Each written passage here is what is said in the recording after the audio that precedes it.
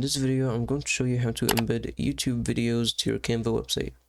So I want to add a YouTube video right here so maybe people or viewers of this website can look at it as an introduction.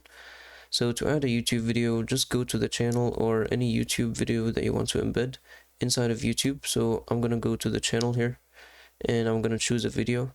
So I'm going to just go with this very first one. So right click on it and then click on copy link.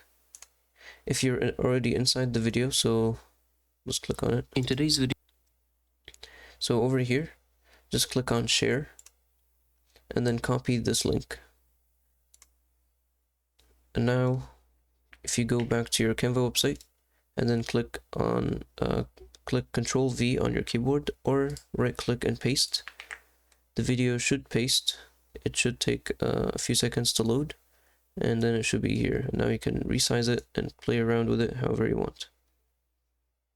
And that's how you can embed a YouTube video to your Canva website. If you found this video helpful, please don't forget to like and subscribe.